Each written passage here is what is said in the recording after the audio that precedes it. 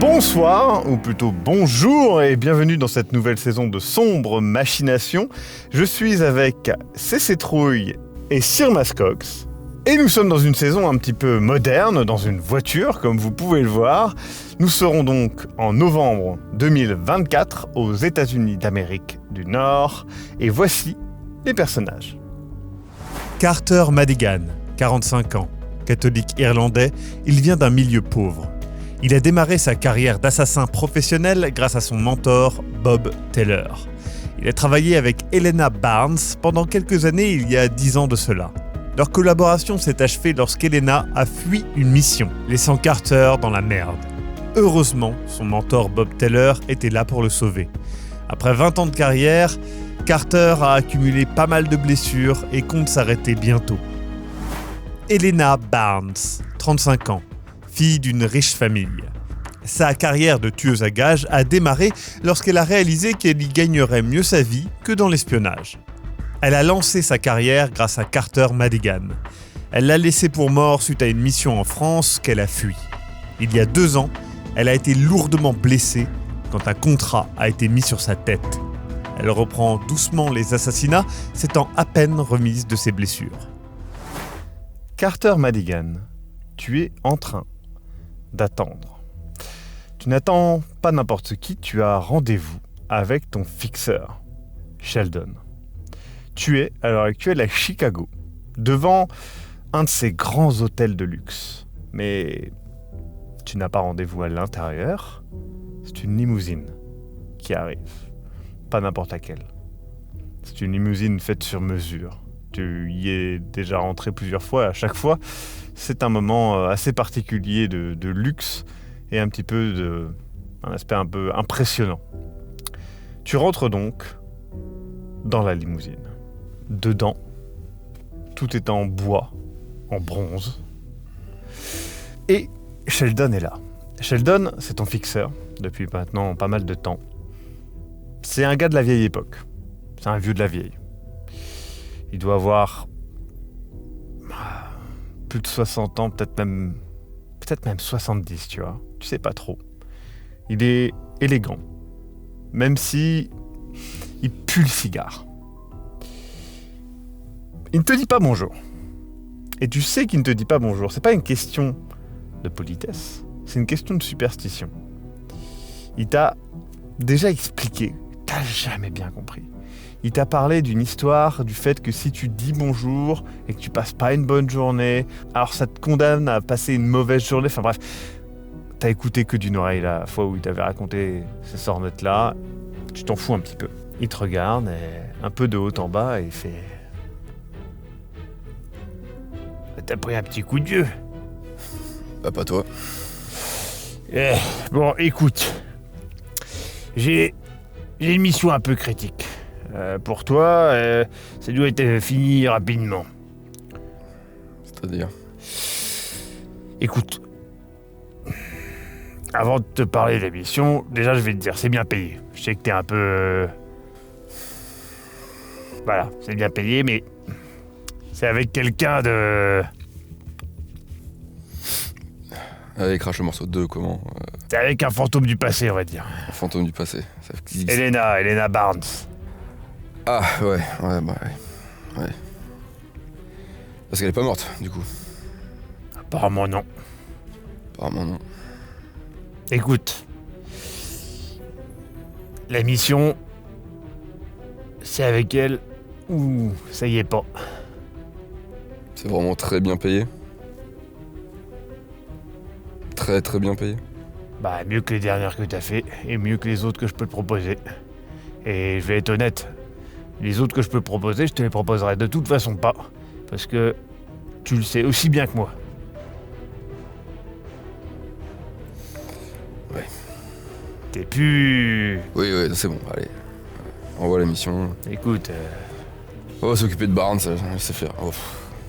Bon, le but... Oh, ça me permettra d'expliquer en plus, tiens. Tu sais comment c'est les vieux amis. Ouais. Bon. Il faut que tu tues Michel Sinclair. Ok. Je te laisse te renseigner. Avant le 1er décembre. On retourne en France. Non, c'est dans une petite ville en Utah. Ok. Tu vas avoir un peu de voyage pour aller là-bas. Et une fois que l'exécution a été faite, avant le 1er décembre, je le rappelle, vous devez tous les deux vous rendre à un véhicule d'extraction, à un point de rendez-vous donné pour la suite. Parce qu'il y a une suite. C'est plusieurs cibles à la suite, c'est quoi? Écoute, c'est ça le truc. C'est que c'est très bien payé. Pour cette raison-là, je ne sais pas. C'est certainement plusieurs cibles à la suite, vu le genre de contrat, mais j'ai pas plus d'infos que ça. On y va comme ça, dans le flou. Je vais buter quelqu'un, et après, on nous met dans une bagnole comme ça, et après, on sait pas. Sous prétexte que c'est bien payé. Sous prétexte que vous n'avez pas moyen d'avoir un autre contrat. Vois ça comme Arthur au début. Quand t'étais plus jeune, t'as accepté des contrats un peu merdiques. Pour des sommes bien moins importantes. Oui, Donc, j'avais 20 ans de moins, et j'étais un peu plus en forme. je leur dis non. On parle de combien? Il t'écrit sur un petit bout de papier. Tu sais, il aime bien. En fait, il aime bien le paraître. Il aime bien tous ces trucs-là, un petit peu de film, tu vois. Lui, il se voit un petit peu comme une sorte de... Pas d'agent secret, mais tu vois, il a un petit peu... Ouais, le charme des années 60-70, tu vois. Il écrit, il prend son stylo, qui est beaucoup trop gros, et il écrit sur un petit bout de papier avec des dorures, tu vois. Hop, il retourne le papier, il te montre la somme. La somme est très, très importante. Suffisante pour toi, pour peut-être partir dans ta retraite en février de l'année prochaine. Très tranquille, en tout cas plus tranquille que tu ne le devrais. Peut-être même pas faire d'autres contrats d'ici là. Bon, il y a de bons arguments. Ben ouais. Tu sais, Attends, c'est que pour moi celle-là, hein? la somme, Ouais. Oui. Ok. c'est moi qui l'ai discuté, donc... Tu mettrais pas un petit cadeau d'au revoir avec ça? Ah, Engage du bon vieux temps. écoute. Tu fumes toujours ? Moins. Il fouille quelque chose dans une boîte qui a un tiroir, tu vois. Il sort un énorme paquet de cigares. C'est des cigares qui sont... tu les connais. Ils sont plus en vente. C'est des cigares cubains qui étaient certainement préparés d'une certaine manière, qui ont un goût assez particulier, mais qui sont reconnus aussi pour être particulièrement vénères sur tout ce qui est cancer et compagnie. Mais c'est des cigares qui ont une valeur inestimable et qui ont un goût très particulier. Il fait... Je voulais attendre, mais écoute, si ça peut t'aider à te mettre en branle, Oh, ça pourra m'aider à me terminer en tout cas. écoute, on va mourir de quelque chose. Ah ouais. Allez, tiens, et il te l'offre. La boîte est sublime, vraiment une belle boîte en bois avec des petites dorures, des petits trucs, un nom que tu n'arrives pas trop à discerner, tu sais, écrit comme ça en lettres d'or, une signature plus qu'un nom d'ailleurs, et tout sent très très bon. Comme d'habitude, les infos, la suite. Écoute, va falloir que tu cherches par toi-même là. Ouais. De ce que j'ai vu, je te le dis quand même, Michel Sinclair, c'est un PDG de trucs... tu verras. Mais il est connu.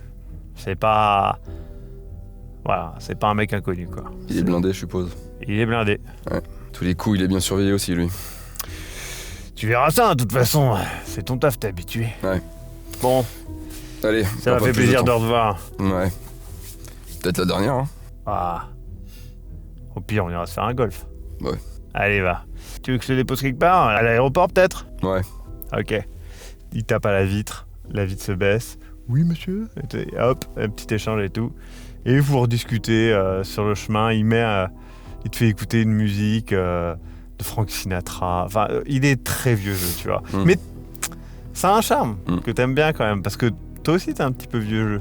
Peut-être moins que lui, hein, qu'on soit bien d'accord, mais t'aimes bien ça et tu arrives à l'aéroport. Helena Barnes, tu es littéralement au milieu de nulle part. Tu es perdu dans le milieu du Wyoming, entre des champs immenses à perte de vue. Tu es dans une petite gare. Le mot gare est un petit peu fort, hein. C'est basiquement un poteau à côté des rails, hein, et une petite plateforme. Et tu attends. Tu n'attends pas pour rien. Tu attends le train de ta fixeur, Sonia, celle qui te donne des missions. Il se trouve qu'elle est dans un train très particulier, très rare, un train de luxe, un train privé, qui utilise des rails publics et des rails privés. Ça doit coûter très cher. Le train finit par arriver. Tu rentres dedans, tu es déjà rentré dans ce train auparavant, hein. Il est extrêmement technologique, mais dans un style très épuré. Il y a Sonia qui est là. La porte se referme derrière toi, hein, le train part. Et elle est en train de regarder quelque chose sur son iPad. Elle relève les yeux, elle te sourit. Elle a des yeux très bleus. C'est marrant parce que toi, au début, quand tu as commencé à travailler avec elle, pour toi, elle avait les yeux peut-être clairs, mais peut-être pas bleus, hein. Tu te demandes si elle n'a pas fait une opération ou quelque chose comme ça. Tu sais pas trop si c'est possible. Et tout de suite, elle te fait « Ah bonjour Helena, ça va ?» Eh ben, la forme, oui. Enfin, je veux dire, tu vas mieux ? Ah oui, je dirais que je suis complètement rétablie. Ah, d'accord. T'as été voir ma kiné ? Bah oui, je pense que ça a d'ailleurs vraiment accéléré ma mise en forme. Hein. C'est important. Mais comme je t'avais dit, faut jamais que t'ailles voir un chiropracteur ou un ostéopathe. Hein. Ces gens-là, c'est des arnaqueurs et des meurtriers. Parce que je te dis, t'as vu les chiffres que je t'ai envoyés sur l'article là ? Bah oui, Ils tuent énormément de gens et vraiment, faut pas y aller en fait. Bon, écoute, j'ai une mission pour toi, si tu te sens en forme du coup, qui est franchement bien payée. Impeccable. Tu dois aller tuer Michel Sinclair. Je te laisserai t'enseigner sur qui c'est exactement, mais c'est un personnage un peu public, tu verras. Par contre, tu dois le tuer avant le 1er décembre. Ok. Il habite dans une petite ville dans l'Utah. Ça a 2 noms. J'ai retenu un des noms, je me rappelle plus l'autre, mais c'est Festival City ou quelque chose comme ça. Enfin, ça a 2 noms, de ce que j'ai compris. Et une fois que tu l'as tué, il faut que tu te rendes un véhicule d'extraction à un point de rendez-vous. Et la mission continue, en fonction de comment ça s'est passé, l'assassinat. La mission continue, c'est-à-dire... J'ai pas de détails là-dessus, c'est pour ça que c'est bien payé. Mais quelque chose qui reste dans mon domaine de compétences. Normalement, oui. Très bien. Bien payé... Comment ? Bah écoute, et tu sais, elle te montre son iPad. Donc tu vois une somme qui est vraiment mieux payée que tous les derniers contrats que tu as fait. Hein. Ça te permettrait de reprendre un petit peu le train de vie que tu avais avant ton incident. Eh ben merveilleux. Par contre, comme tu vois, c'est en partenariat avec Carter Madigan. Ok, bah... Super. Ça pose pas de problème ? Ah non, ça fait super longtemps que je l'ai pas vu, mais... Bah ouais, du coup il va bien, je suppose. Je sais pas. Très, très bien. Il n'est pas en contrat avec moi, hein, donc... Non, mais ouais. Très bien. Eh bien, écoute, tu veux un café ? Vous commencez à discuter. Tu sais qu'elle va te déposer à un autre arrêt dans le genre un peu plus loin, peut-être dans un endroit un petit peu plus peuplée du Wyoming. Je regarde ses yeux de plus près, du coup, comme je suis plus près d'elle. Ouais. Effectivement, ils sont... Des lentilles?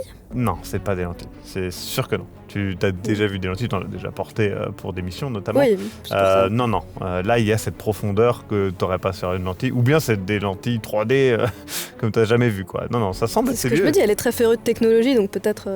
Peut-être, mais en tout cas, c'est étonnant, quoi. Ok. Donc, elle te redépose dans une ville un petit peu plus grande. Et tu vas donc pour te préparer pour ton voyage. Carter, tu te prépares donc pour ta mission, ainsi que ta rencontre, tes retrouvailles avec Barnes. Qu'est-ce que tu prépares en particulier? Je prends plusieurs couteaux, D'accord. dont un extrêmement discret qui peut se cacher dans une botte. Ouais. Un qui peut se cacher dans le pli d'un costume. Mhm. Et en fibre de carbone, donc pas un truc qui n'est pas détectable au détecteur de métaux. Je prends un 45 avec les munitions, un silencieux Ouais. et tout le nécessaire pour que ce soit absolument intraçable, Ouais. mais qu'en cas de contrôle, ça pose aucun souci. Je prends aussi de quoi surveiller avec des micros ou D'accord, ouais. et une tablette et tout, un truc pour essayer de, même si je gère pas trop bien la technologie, L'espionnage, un mais petit peu, ouais. kit basique d'espionnage pour planquer dans une lampe, dans ce genre de truc là. Puis mes fringues habituelles, costume. Je pars relativement léger. Je sais que je peux avoir des contacts à la limite sur place pour me fournir si jamais j'ai besoin. Très bien. Tu prends l'avion et tu te rends donc dans l'Utah, à Cedar City, pour retrouver Elena Barnes. Elena, tu donc es en train de te préparer pour ce voyage en Utah. Qu'est-ce que tu prends avec toi et est-ce que tu prends quelque chose ou prépares quelque chose par rapport à ta rencontre avec ce cher Carter? Je prends tout ce que j'ai l'habitude de prendre déjà, donc plusieurs déguisements. Mhm. Donc comme tu as dit, lentilles, perruques, lunettes, le kit nécessaire mais compact, quoi. Ouais. Je prends mes armes. Donc j'ai plusieurs trucs, notamment pas mal de choses que je peux garder juste sur moi et attraper facilement. Donc des choses qui sont... j'ai des lames par exemple qui peuvent être cachées sous des manches. Et je prends aussi mes épingles à cheveux, donc en gros des trucs que je peux mettre dans mes cheveux, mais qui sont solides, quoi. Je prends burner phone, et je prends du cash. Ouais. Une somme pour me sortir de... Pas n'importe quel pétrin, mais... Ouais. Et pour Carter, je sais pas, j'ai pas grand chose à lui amener. Est-ce que tu veux amener quelque chose? Tu n'es pas obligé d'amener quelque chose. Je vois pas ce que je pourrais lui amener en fait, honnêtement. Je pensais honnêtement, je savais même pas si c'en était sorti. Lors de notre mission en France, quand c'est vraiment parti en couille. Très bien. Tu prends donc l'avion et tu te rends à Cedar City, dans l'Utah. Et tu finis par retrouver Carter Madigan. Carter, Elena, vous vous retrouvez dans un petit café qui est vraiment un peu, vous savez, les diners de bord de route. Il n'y a personne. C'est à l'extérieur de la ville. Et du coup, vous vous reconnaissez. Vous n'avez pas tant changé en 10 ans. Vous avez pris évidemment un petit coup de vieux, mais rien de terrible. Vous voyez donc et vous avez tous les deux votre valise avec vous. Barnes. Le vieux toujours vivant alors. Je vais te poser la même question. C'est sûr que quand on s'est quittés, Quand tu nous... Rectifie, quand tu nous as quittés... je vous ai quittés, je suis partie. Ouais. Je pensais que t'étais partie aussi, ça me paraissait être la chose à faire, honnêtement, il s'est passé quoi? 10 ans à courir? Non, j'ai fait autre chose, mais... Ouais, 10 ans. Il s'est passé quoi exactement en France? Tu sais très bien ce qui s'est passé en France. Non, justement. Enfin, c'est... Tu veux vrai... Je n'ai pas besoin de t'expliquer ce qui s'est passé. T'es pas obligé. Si. Mais je sais pas ce qui s'est passé, honnêtement. La police a débarqué, j'ai estimé que c'était peut-être le moment de prendre congé. Je pensais que t'étais parti aussi. Fuir. Ah oui, fuir. Non, faut pas fuir. Il n'y avait pas à fuir. Je suis encore là. Bah oui, je vois bien et ça me fait très plaisir, mais je sais pas du tout ce qui s'est passé. Bah, il s'est passé que t'as chié dans la colle, tu t'es barré, parce qu'il y avait les flics, et que t'as pas fini la mission, et que c'est moi qui ai dû terminer. Et du coup, tu l'as terminé et tout va bien. Bah non, parce que tu t'es barré. Oui, enfin, c'est pas la première fois qu'il y a un... Qu'il y a des accrochages, oui. Ouais, d'accord. Excuse-moi, des qui serait en prison en Russie aujourd'hui ce serait pas moi. accrochages. Ouais. N'empêche que... Mais chacun son tour, j'ai envie de te dire. À quel point t'es dans la merde pour accepter une mission de nouveau avec moi? Pas spécialement. Ouais. Après, la mission est... On est d'accord, la mission est... un peu trop bien payée. Si tu vois ce que je veux dire. Ouais. Bah écoute, moi ça me fera une belle retraite, ça sera très bien. On en finit. Attends, c'est ta dernière? Bah peut-être. Ah ouais. Bah c'est vrai que... plutôt jeune, quoi. Allez. Tu prends comme d'habitude. Ouais. Vous commandez, vous avez tous les deux le courrier, donnant quelques détails supplémentaires. Sur Michel Sinclair. Dans ce dossier, je précise que ce sont les informations données par le client et l'agence qui a géré le contrat. Ce n'est pas toutes les informations que vous pouvez obtenir. Vous apprenez que, voilà, Michel Sinclair a 65 ans. Il est le PDG de Sinclair Pharmaceuticals. Effectivement, il y a des scandales trouvables dans la presse. Vous avez peut-être déjà entendu parler d'un ou deux. Maintenant, ils ont tous été étouffés. C'est des scandales qui n'ont jamais porté fruit. Il n'y a jamais eu de procès, de choses comme ça. Vous savez aussi que il vit donc dans un immeuble de luxe dans cette ville, à Cedar City, à l'étage le plus haut. Ça, vous le savez. Il sort rarement de chez lui. Et quand il sort de chez lui, il y a 1 ou 2 bodyguards qui l'accompagnent constamment. On vous demande de le tuer et de s'assurer de sa mort avant le 1er décembre de cette année. Vous avez donc à peu près 2 semaines. L'autre élément important, c'est qu'on vous donne un lieu de rendez-vous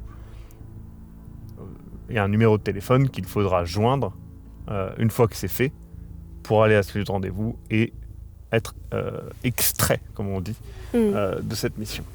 Et poursuivre la mission, mais les autres éléments ne vous sont pas donnés, ils dépendront de comment et quand vous tuez Michel Sinclair. En gros, on vous fait comprendre que plus tôt vous le tuez, moins ça sera compliqué par la suite, et plus efficacement vous le tuez, moins ça sera compliqué par la suite.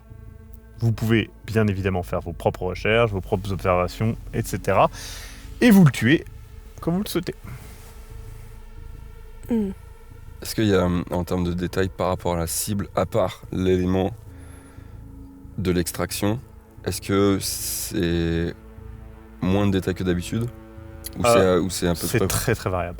Vous avez eu des contrats, il y a des contrats où on vous donne littéralement le calendrier de la cible. Chez certains PDG notamment, c'est des gens où clairement c'est quelqu'un de la boîte qui veut le faire Je veux tuer. dire par là que c'est... Et voilà, c'est ça pas sort normal. pas d'un ordinaire dans cette variété. Non, Ok, ça super. arrive. Ouais, c'est pas le plus que vous ayez, mais c'est pas le moins que vous ayez eu. Hein. Des fois, c'est juste, on vous dit, je veux tuer un tel qui habite à tel endroit, et c'est tout. Ok, donc il n'y a rien de bizarre par rapport à ça. Non, et Ok. souvent, vous avez par contre des demandes un peu plus précises sur la mise à mort.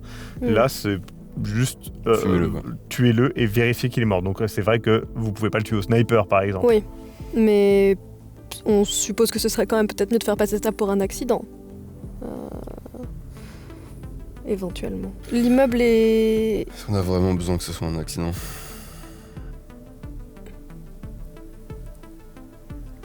On sait pas qui a pris décision, les hauts placés, ils veulent un résultat. On s'en fout comment, accident ou pas accident. C'est pas demandé. On a rien à Non, foutre. non, c'est moi qui me dis que peut-être ce serait mieux. Mais l'immeuble est grand, parce que du coup, lui, est le dernier étage, mais c'est large, il y a beaucoup de gens qui viennent. Ce qui va se passer maintenant, c'est que quand vous me poserez des questions, et quand vous allez me demander des choses, j'estime que vous faites ces recherches. Et que le temps passe. Ok. Oui, D'accord? oui, Il n'y a très pas de problème par rapport à ça. Je ne vous inquiétez pas, je vais pas tricher, hein, je vais pas vous dire Non, ah non, bah, mais- bah Il est elle trop t'aurait tard, il est pressé. parti. Ah, non, Non, non, mais jamais. non. Mais voilà, c'est que imaginez ça comme une sorte de montage dans lequel les actions vont se passer. Ce que vous pouvez voir, c'est que l'immeuble est le plus haut du quartier. Très clairement, c'est un immeuble pour les riches, construit par des riches. C'est un immeuble de luxe. Le personnel, du coup il y a du personnel je suppose, puisque c'est un immeuble de riche, rentre par une autre entrée. Oui. Est-ce qu'ils sont tous dans un même uniforme? Ils ont tous un uniforme assez précis et il y a des offres d'emploi, mais qui demandent un niveau assez élevé de qualification et ou d'expérience, avec validation d'expérience auprès de... Alors, ce n'est pas des choses qui sont impossibles pour vous, hein, qu'on soit bien d'accord, mais voilà. Je fais des recherches sur les plans, comment ça a été fait, comment ça a été fabriqué, quelle boîte l'a mise en œuvre, hein, même les holdings, les trucs, les machins, qui est la construction, et quel genre de vitres ils ont utilisé, si c'est des vitres de blindés de l'extérieur, tout ce genre de... Déjà, avant même de voir ça, tu peux voir qu'il y a un truc qui est particulier. Cet immeuble a des fenêtres, en fait, sur toutes ses façades. Sauf au dernier étage, où il y a toute une façade qui a des fausses fenêtres. Elles sont peintes. Et justement, tu regardes les plans, qui a fait ça. C'est une entreprise qui appartient à Michel Sinclair, qui a fait construire cet immeuble, il y a quelques années. Et ensuite, tous les plans des étages sont assez similaires. Le dernier étage, toi, tu peux voir qu'il est très compliqué à obtenir. Et quand tu l'obtiens, tu peux voir qu'il y a un truc qui te perturbe. C'est qu'il y a un local technique qui représente un tiers de l'étage. Alors qu'il y a déjà un petit local technique à côté de l'ascenseur. Ok. Pharmaceutique, donc. Qu'est-ce qu'il peut cacher là-haut, lui? Plein de choses, j'imagine. Mais... Le toit. Ouais. Il est comment, si je regarde sur les plans? Le toit, c'est un toit plat, accessible par l'étage de Michel Sinclair, qui n'est pas utilisé. En tout cas, il n'y a pas de verdure ou de choses comme ça. C'est vraiment un toit de... Tu peux le voir sur Google Images, etc. C'est un toit avec du gravier, quoi. Je recherche l'entreprise qui lave les vitres. D'accord. L'entreprise qui lave les vitres, tu la trouves. C'est pour le coup une entreprise, c'est un peu de base du coin. Ils n'utilisent pas une entreprise qui vient de Pétaouchnok ou je sais pas quoi. C'est vraiment une entreprise assez locale et pas une grosse entreprise. Qu'est-ce que t'en penses depuis l'extérieur? Après, il y a combien d'autres habitants dans cet immeuble? Alors, le nombre d'habitants précis, tu sais pas. Le nombre d'appartements, il y a entre 20 et 30 autres appartements. Okay. Certains ne sont pas occupés, ça tu sais pas. Et lui, du coup, quand il se déplace avec ses gardes du corps vers son véhicule qui a un chauffeur, je suppose. Ouais. Pour aller à son bureau. Ces sorties sont très rares. Vous apprenez qu'il se fait livrer ses courses. Et, de temps en temps, il y a une femme qui vient et qui repart le soir même. Ou le lendemain matin. On la voit? On apprend ça en la voyant parce qu'on surveille ou... Vous la voyez, ouais, et elle vient une fois tous les quelques jours, quoi. Ok. Lui, si on fait des recherches sur lui, il a de la famille?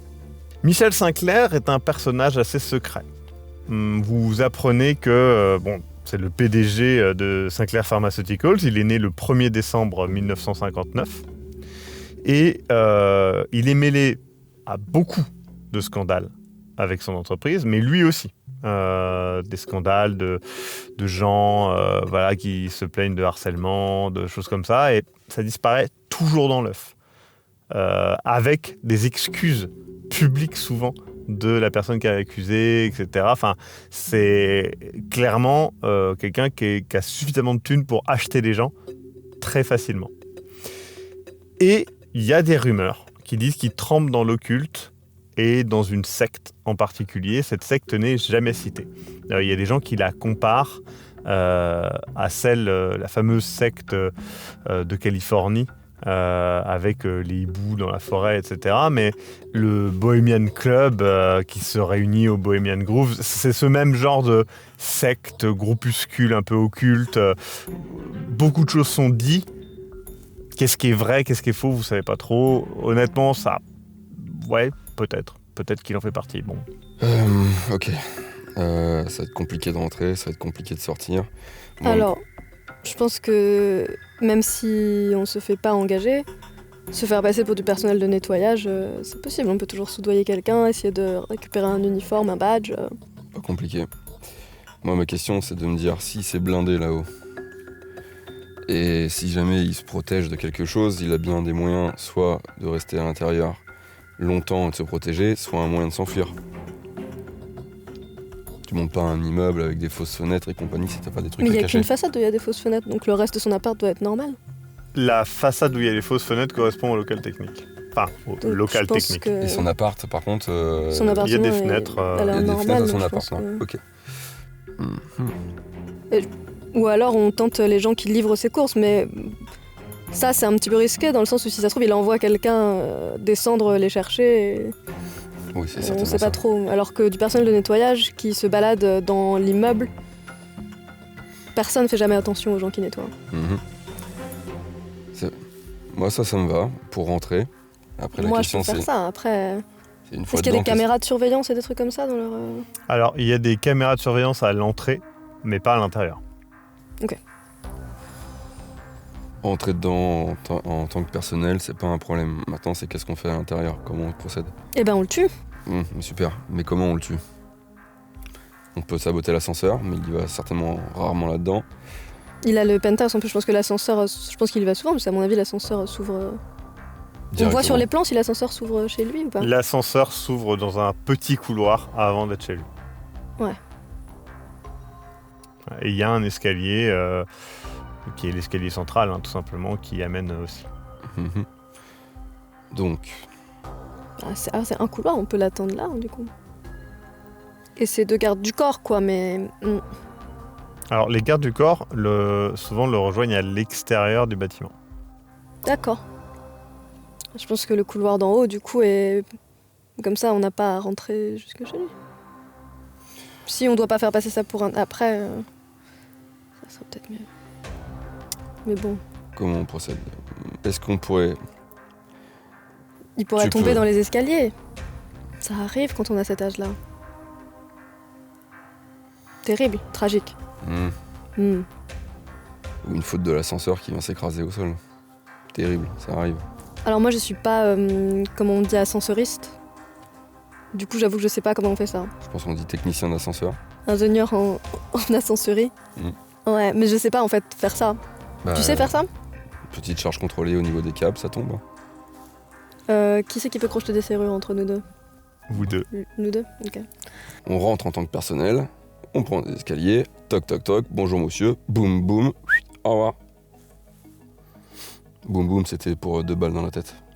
Ah oui, parce que... Oui, Mais- par rapport à l'ascenseur et les explosifs, j'ai compris. Mais... Non mais après, ça suppose qu'il ouvre la porte. Alors que si on attend qu'il parte et qu'on l'attend chez lui, on a plus de chances de faire passer ça pour un accident. On sait pas ce qu'il... On a les plans de son appartement à lui. Ce qu'il y a comme niveau plomberie, pièces, etc. Est-ce qu'il y a genre un sauna?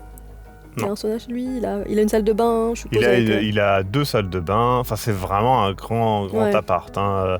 Il y a 2 salles de bain, il y a plusieurs chambres, il y a un salon, une salle à manger, une cuisine. Après, chez lui, on a beaucoup de possibilités du coup. On sait pas quand il sort. Bah on guette. Je rentre à l'intérieur en tant que personnel de nettoyage, dès qu'il part, tu me dis, je monte. Ouais, mais ça, Je descends, je tourne, tu me rejoins. On est un peu limité dans le temps quand même. Hein. Parce qu'il reste 2 semaines là-dedans. Bah il nous reste moins de 2 semaines là, mais il va sortir, enfin il va pas... C'est pas ce qu'il a dit, hein. Et c'est pas ce qu'on a vu. On peut accéder depuis l'extérieur, par les fenêtres. Tu passes par la fenêtre et je passe par la porte. C'est jouable, hein. Vous pouvez être en lien avec un talkie-walkie ou un téléphone sans Mm. problème. Oui, alors moi je passe par la fenêtre et toi parce que... N'importe, mais... T'as pas une gueule de laveuse de vitre, hein. Bah je t'en prie, Bah, non, mais c'est vrai. je lave très bien les vitres. Tu te vois en train de nettoyer les vitres dehors. Et je me vois mieux moi péter la fenêtre s'il faut. Parce que tu crois que je suis pas capable de que péter toi, une fenêtre. Ouais, Attention quand même. Bon, bah n'importe en fait. Mais Pile ou face. ouais, puis le fasse. Et puis, mais du coup, une fois qu'on est chez lui, il est seul chez lui, on est d'accord. C'est un vieux, il est seul chez lui. 2 balles dans la tête, on sort. Faut pas se faire choper quoi. On ressort par où? Tu cours super bien. C'est vrai. Alors, je précise que vous voyez sur les plans que l'appartement a des cloisons extrêmement épaisses, vraisemblablement insonorisées. Alors, de là à couvrir un coup de feu, vous ne savez pas, mais... Moi, je serais pour qu'on évite d'y aller au coup de feu si on peut. Ok, Puis le fasse. pile ou face. Et puis après, si jamais le flingue ça te dérange, on a toujours... et je sors un couteau. Ah oui, pas de souci, j'en sors 2. Les 50 premiers pourcents, Je prends l'extérieur. ok. Donc je prends l'extérieur. Waouh. On commence par un 99 cette saison. La pièce est tombée sur la tranche. Très bien. Donc tu prends l'extérieur? Ouais, je me fais passer pour une laveuse de vitre, quoi, peut-être, ou un truc Mhm. comme ça. Bah, il n'y a pas de difficulté, eux, ils t'embauchent. De toute façon, ça tourne souvent. C'est pas des postes où les gens restent très longtemps. Moi, je regarde si il se fait livrer des trucs par une entreprise extérieure. Il se fait livrer par une entreprise, effectivement, de livraison, bah, tu sais, vraiment typique, genre DoorDash ou des trucs comme ça, quoi. Très bien. Oui, bah, On prend chacun sur nous de quoi se déguiser autrement en sortant. D'accord. Enfin, en tout cas, moi, je prends. Quand j'y vais là, en laveuse de vitre, j'y vais très neutre, par exemple, où je mets des lentilles, machin et tout, et dans mon sac, je prends un foulard, des lunettes de soleil, tout pour faire comme si j'avais été l'invité de quelqu'un dans cet immeuble et que je repartais, quoi. Ouais. Donc une robe. moi, je pense que je chope une combinaison de travail noire, simple. Ou si je peux en chourer une, justement, de la boîte de livraison, un uniforme, s'ils en ont un, et que je trouve un moyen d'en chourer un, je le prends. Mhm. Et pareil, je mets des fringues en dessous, neutres, une veste noire, une chemise blanche, un truc classique, et avec une casquette aussi brandée. Ok. Vous entrez, chacun de votre côté. L'entrée par le bas de l'immeuble, bah, tu peux voir que, bon, c'est pas un immeuble sécurisé. Enfin, je veux dire, c'est sécurisé contre le vol. Mais bon, si quelqu'un veut rentrer, quelqu'un peut rentrer. C'est pas... Voilà, donc tu vois qu'il y a quelques caméras à l'extérieur qui sont plus là pour dissuader. C'est pas vraiment des caméras de surveillance, même s'il y a une caméra, c'est à la sonnette, évidemment. Et puis des caméras surtout pour le parking, évidemment. Tu rentres donc, et tu prends l'ascenseur ou les escaliers? Ascenseur. Très bien. Tu prends l'ascenseur.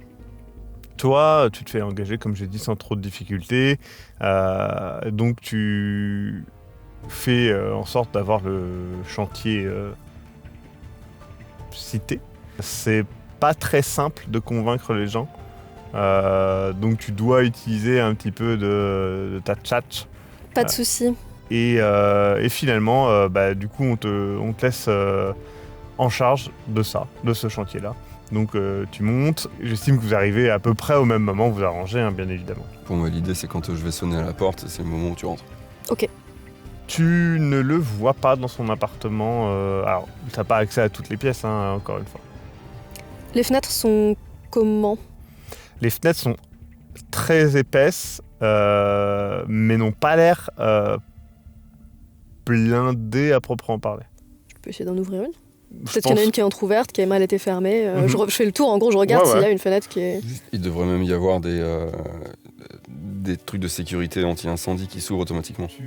Du coup, effectivement, il y a quelque chose anti-incendie où tu arrives à activer le mécanisme pour que ça s'ouvre sans trop de difficultés. Est-ce que tu sonnes? Du coup, je précise, vous êtes au courant de ce qui se passe? Oui, c'est oui, important. Ouais, pour l'instant. on communique tout le temps. Et, oui, je sonne. Très bien. Pas d'activité dans l'appartement. Je rentre. Je crochette la porte. Tu crochettes la porte. Je le fais un jet de dés pour savoir Combien de temps? si tu endommages ou pas la porte. J'estime que tu as 60% de chance de ne pas endommager la porte. J'ai des gants, hein, je précise. Tu n'endommages pas la porte. Vous êtes tous les deux dans l'appartement. Il y a clairement des signes qui montrent que quelqu'un était là. il y a peu de temps, et ses chaussures sont là dans l'entrée, etc. Mais vous ne le voyez Ok. pas. Direct, je regarde vers l'endroit où est le local technique. D'accord. Je la suis et je sors mon flingue avec le silencieux. Très bien. Je le mets prêt à le dégainer, mais relativement discret quand même. Enfin, quoique non. Je cherche même pas à être discret. Qu'est-ce que foutrait une laveuse de vitre et deux techniciens dans ça. Ils s'en doutera forcément tout de suite. Il y a un mur qui est une bibliothèque à cet endroit-là. Ok, je regarde et je cherche direct, voir s'il y a un livre qui est un peu différent. Tu regardes, il y a beaucoup de livres que tu trouves différents, honnêtement. Tu regardes aussi, je suppose. Je surveille plutôt, moi. D'accord. Je regarde les signes de vie, je regarde Ouais, je regarde si son bureau est pas loin, je regarde s'il y a un y a objet pas- qui est pas Il vraiment n'y a à sa pas place. vraiment de bureau. Il y a un bureau, mais tu vois qu'il n'y a pas grand-chose. Tu sais, ça fait ce bureau un peu vide. Mhm. Au bout d'un moment, Je tire tous les livres. ouais, tu tires tous les livres, d'accord. Ouais, ça me saoule, je tire tous les livres. En retirant un bouquin, tu retires un bouquin, tu vois qu'en dessous, il y a une sorte de petit bouton visible dans le bois.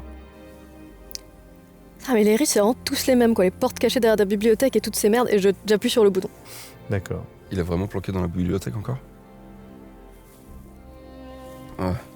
Tu l'ouvres. C'est la faute des films, ça. Tu entends un clac. La porte s'ouvre. Et vous entendez derrière un bruit, vous n'arrivez pas trop à comprendre ce que c'est. Mais clairement, la porte est entrouverte maintenant. On voit quoi à travers l'entrouverture de la porte? À travers la fente que vous voyez, il y a une lumière un peu rougeâtre. Type lumière de feu. Ça se trouve, il était juste dans son bain et j'ai ouvert ça pour rien. Allez, avance. J'avance. Vous entrez. Et déjà, il y a une odeur qui vous frappe, une odeur difficilement cernable. Un peu d'épices, peut-être. Et tout est éclairé à la bougie. Et surtout, ce que vous voyez dans cette pièce, c'est la fin de cet épisode. On se dit à la semaine prochaine pour le prochain épisode, ou dès maintenant sur le Tipeee, le Maxime du Turfu vous en parle. Salut, c'est le Maxime du futur. Je vous rappelle qu'il est très important pour nous que vous puissiez nous soutenir en commentant et en partageant. Sans vous, on n'existe pas. L'algorithme YouTube ne nous partage pas tant que ça. C'est très compliqué pour nous de faire des vues, d'être connus, d'être reconnus. Donc n'hésitez pas à nous partager sur des groupes de JDR, sur des forums, sur des Discord, à vos proches, parce que vraiment, sans vous, au bout d'un moment, on va juste disparaître. Vous ferez un peu surpris, mais c'est comme ça, malheureusement, que ça se joue. Donc vraiment, on compte sur vous pour nous soutenir, que ça soit sur cette saison ou une autre. Si vous préférez une autre, évidemment, il n'y a pas de souci. Mais vraiment, je le rappelle, sans vous, on n'existe pas. Et je vous rappelle évidemment que vous pouvez nous soutenir aussi financièrement si vous le souhaitez, en dépensant 5 € par exemple, et en ayant accès immédiatement à l'entièreté de cette saison et des contenus bonus, notamment, je le rappelle, la possibilité de voir en avance les épisodes de notre grande campagne L'étreinte de la nuit, une campagne Vampire la Mascarade. Si vous ne l'avez pas encore vue, elle est disponible sur YouTube dès maintenant. Et en plus de ça, je le rappelle, j'allais oublier, mais vous avez 5 € sur Philibert qui vous est offert, donc bon, c'est plutôt cool. Bisous, bisous, bisous partout, à la semaine prochaine pour la suite.